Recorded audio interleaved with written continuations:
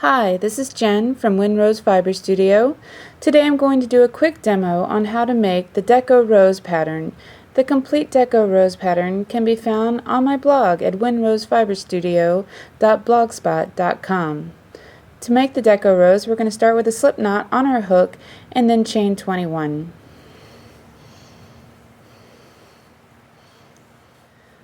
I have 21 chains on my hook. I've left about 12 inches on my beginning tail end of yarn. For row 1, we're going to work 2 single crochets into the second stitch from the hook. I'm going to be working them into the back loops. Here's the front of my chain. The back loops, as you can see. So I'm going to start working into the second stitch from my hook. I'm going to work 2 single crochets into the second stitch from my hook and to each one across. It's going to equal 40 single crochets. As you work your way down row 1, you'll see your piece beginning to coil. That's exactly what you want it to do. I've just reached the end of my row 1, the end of my chain, and now I'm going to move on to row 2. At the end of row 1, we chain 3 and we turn. We're going to work 1 double crochet into that first stitch.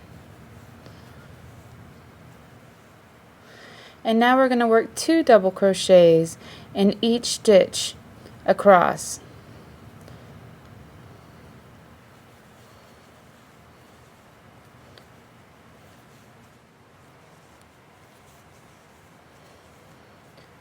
I've just come to the end of row 2. Row 2 has 80 double crochets, and that is counting the chain 3 that we began the row with. So including the chain 3, we have 80 stitches in row 2. Now I'm going to cut off my yarn. I'm going to leave about 12 inches for sewing. And I'm just going to pull the yarn through my final stitch. Now I'm going to shape my coil into the Deco Rose.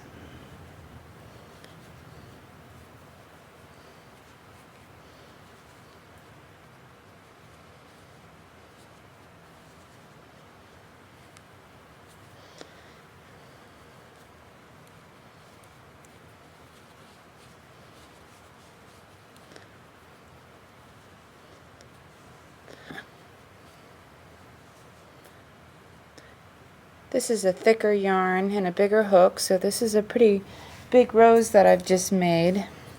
Let's see, easily 3.5 inches across. To make your rose bigger or smaller, start with either a longer or a shorter beginning chain and then just follow the pattern. Now to tack my shape in place,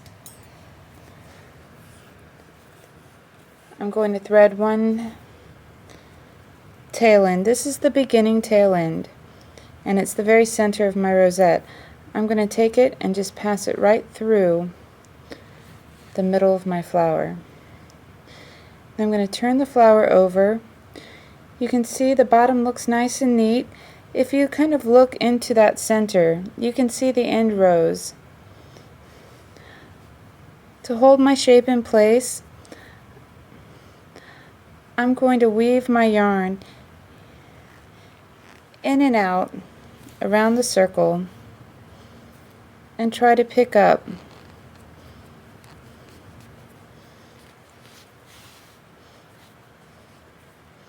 all of those end rows. Leave this tail end kind of off to one side. This way, if I want to attach it to a pin back or a barrette, I'll leave both tail ends kind of on opposite sides of the center, and I'll be able to tie it right onto my barrette or onto a pin back.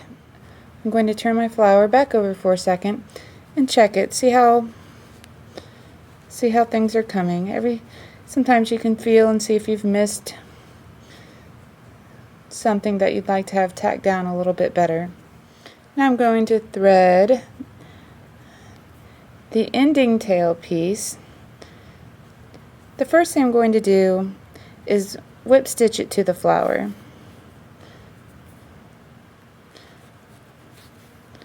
going to work my way back down to the center. And now if I want to be extra certain that my flower is secure, I can go ahead and whip this tail end around the circle. Once I'm happy with my finished flower, I can use my tail ends to tie my flower to a pin back or to use it to decorate all kinds of accessories. These flowers look really nice in a cluster. Remember, you can make them larger or smaller by starting with a longer or a shorter beginning chain. They also look really wonderful felted. Remember to use 100% wool yarn if you decide to felt your deco rose.